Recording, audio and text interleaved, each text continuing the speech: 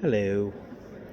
So I have something interesting to say about the Pam Bondi thing that happened. Was it yesterday? I think it was yesterday. It's very telling the way she said things.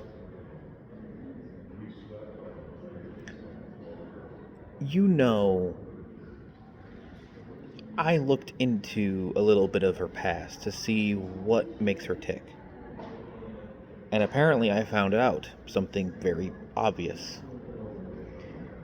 So, a long time ago, 2012 I think it was, 2018, somewhere around there, Pam Bondi accepted a $25,000 bribe, that's all you can really call it, a bribe, from Donald Trump to get a case against him dropped. And since then, she's basically been in his back pocket this whole time. That's basically all there is to it. The reason she vehemently defends him is because she can ruin her entire career whenever he wants to. He has the receipts that allow him to basically end her career whenever he wants. Even though she's had an absolutely awful career, like she's literally just incompetent at actually doing her job properly. So she's basically a disposable human shield. She is basically required for Trump to stay in office as it is right now because of the whole Epstein files, and yet she is completely disposable. So it's a bit of a catch-22, isn't it? She is set up in such a way where she is both disposable and required.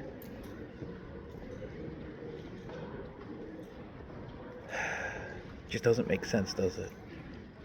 And also the way that they've been releasing the Epstein files, I think is intentional. Because here's the problem. There is a poisoned fruit thing when it comes to legally acquiring information. And by redacting government files in a way that is easy for someone else to uncover, you have effectively poisoned that information. It's supposed to be redacted, but if you did it in such a way where it's literally obvious, like anybody could basically edit the files and unredact them. Like you could literally just take the file, copy it all, then just paste it in another file, and it'll unredact it because the information in the PDFs is underneath the redactions. They didn't flatten the redactions to the page. It's just a cover that can just be peeled off like a sticker. I fully believe this is done partially intentionally, because it's either malicious compliance, where they're getting information out in a way where, so people understand things. It's a way of either leaking information intentionally.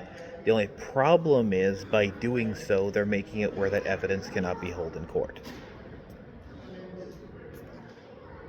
So it's either malicious compliance, which I don't know. It's unlikely, but also likely.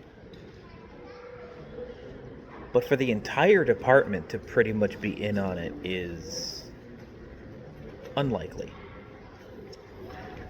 I almost think that this sloppy release of the Epstein files is on purpose. Because like I said, the whole poison fruit thing. If you release information that is redacted in such a way to where other people can just pull the stickers off, once you've done so, the evidence becomes tainted. It's effectively hacked. It's information that was not released in an official way. So that information cannot be used, basically, unless it's, I guess, unless it's confirmed to be not altered, which is unlikely.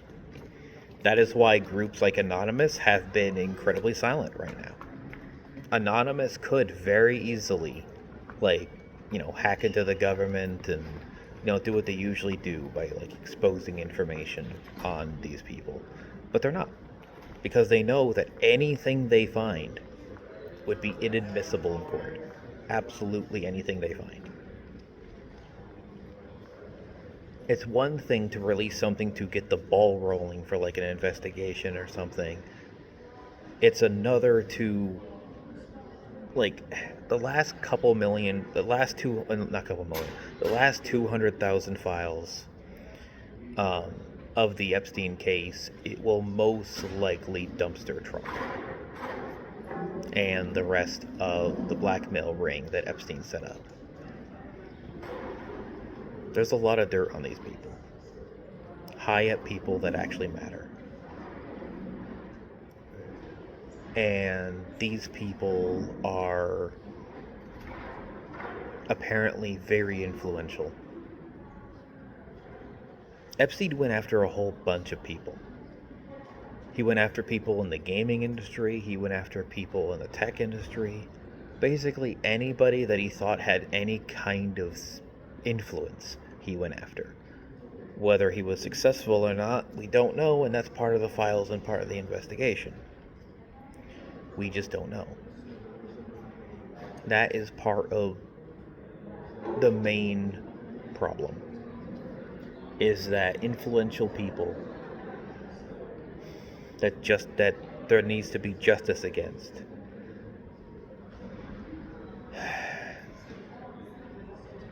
can very easily afford lawyers.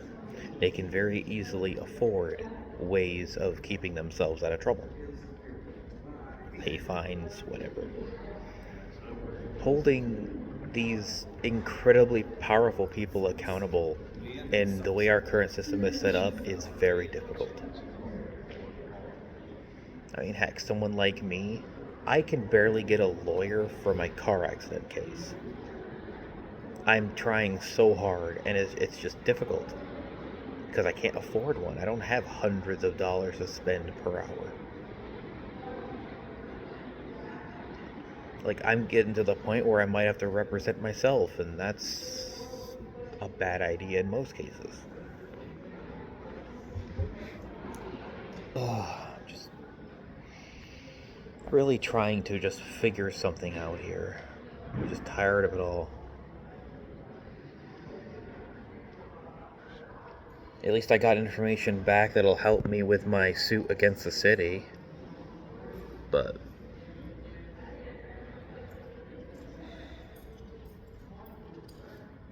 another waiting game trying to get a lawyer for that one.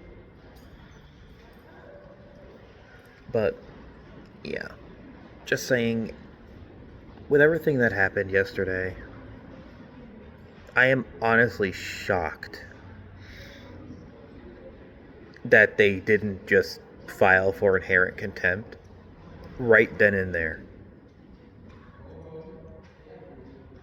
Pam Bondi was just attacking people instead of answering questions. It was, and then people found out later, because of course reporters ended up finding that there are pictures taken of her burn book, that giant binder that she brought with her. Interesting, right? And this burn book was apparently like, oh, you were looking up so-and-so in the Epstein files? I wonder how I can use that against you, that kind of thing. Like, it's just a mudslinging contest. Like, Pam Bondi is just someone who likes scooping up mud, making it to a little ball, and throwing it in somebody's face and making them mad. And when somebody is mad, they forget what they were talking about. That's how they get away with things. They throw a mud ball and hope somebody gets mad and forgets what they were talking about. And It seems to be working.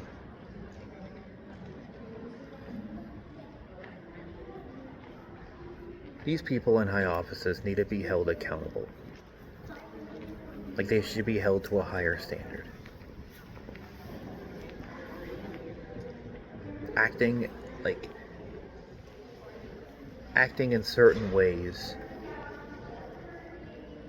should potentially get you fired from your job. Like, the president acting like a buffoon, making threats and stuff. Oh, he's just joking. He's just joking.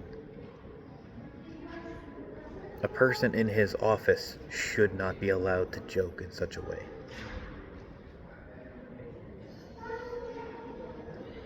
There's a difference with making a joke as a knock-knock joke, and a difference making, say, a Holocaust joke. There's a difference making a racist joke. There's a difference making a joke like saying you're going to murder a bunch of people. Like, there are different types of jokes. Some are appropriate, some are not.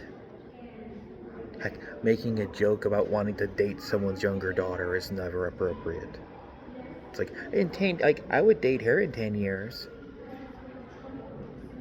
Really, you're sexualizing a young person like that? Especially as somebody who's like 70 or 80 years old. If you're in your 20s, I mean, I can probably understand a bit more, but not at your age. Like, the whole in 10 years I would date you, dude, I don't even think you'd be alive in 10 years, for one thing. And the age gap would be unfathomable. It'd be like, what, a 70-year age gap? Screw that.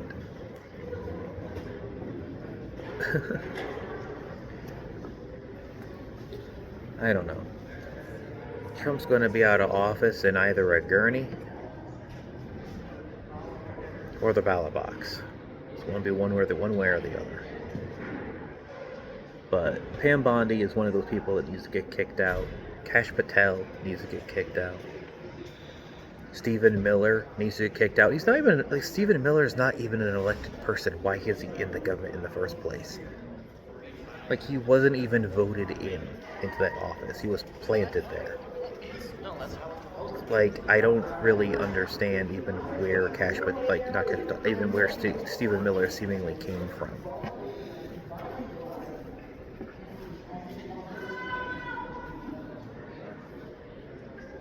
I don't know. I just kind of wish that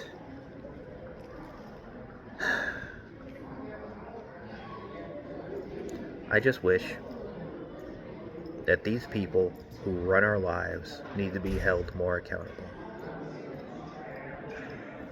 That's all. There needs to be more accountability to people that actually matter and run things, and less focus on people that don't matter. People who haven't hurt anybody, people who don't even matter, like illegal immigrants. They don't matter. They're not citizens. They can't vote. They don't get privileges from the government. They get nothing. They have a really hard life as it is. Why should we be going after people that do almost nothing? Less than 1% of illegal immigrants commit crimes. That's a rounding error. And yet their top priority? Why? It makes no sense.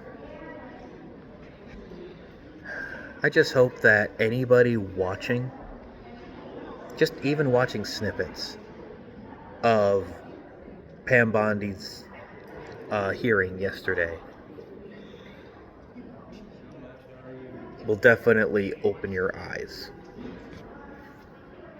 And you go from a MAGA person to hopefully questioning your life choices. I used to be the same way. I was a Trump supporter back then, during his first term. But then I quickly realized that he wasn't doing what he promised. I didn't like Biden. I kind of still don't. I think Biden caused the immigrant rush because he misspoke. I remember distinctly what happened. On TV, he basically stated that, oh, immigrants are welcome, come in, come in. Right after Trump was doing his whole build the wall rhetoric. And of course, the moment Biden's like, our borders are open, you go from low immigration because of Trump's threats, which verbally worked, even if he wasn't really building a wall, though he was trying to. But it was just the verbiage. You know, the basically saying that immigrants aren't really allowed here unless you're in here legally. If you're coming here legally, you know, you're more allowed. Where Biden misspoke. I distinctly remember him misspeaking and stating, oh, all are welcome, come over, saying nothing about coming over here legally. And then there was such a rush of immigration, it overloaded the system. They were being bussed between Texas and New York because they couldn't figure out where to put them all. There were too many. That's pretty much the only bad thing Biden did, honestly. Besides come out of nowhere, in my personal opinion, when it came to voting. I obviously wasn't going to vote for Trump. And I don't even know if I bothered voting in that election because I didn't like either candidate. I don't like Trump because he didn't do anything he really promised, and I didn't like Biden because I had no idea who the hell he was. Of the 20 to 30 candidates that were interviewed over that whole year in 2019, I distinctly remember Joe Biden being none of them. There was a couple of Asian guys that were funny because there was talk about universal basic income. There was talk about healthcare. Like, there was talk about a whole bunch of programs. And I was like, outside of a couple of weirdos, all these candidates, I'm perfectly fine with any of these candidates being president. And then Biden shows up and he's the one that they picked. I'm like, where'd this fossil come from? So I actually ironically agree with Trump just off of a technicality that Biden stole that election. He didn't steal it from Trump. He stole it from the other people who were way more qualified than he was to be president. Because he came out of literal nowhere. He was not in the running as far as I know. It's just a big pet peeve of mine. I don't agree with how Trump handled it, obviously, the whole January 6th thing, that I definitely don't agree with. And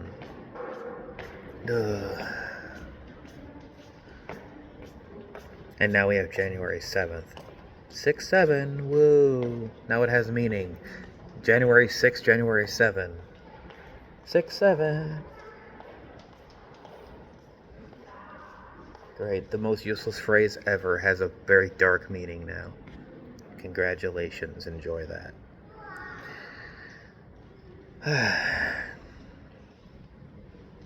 I don't really know what else to say. Those are just my political opinions. Do with them what you will. That's all for now. Goodbye.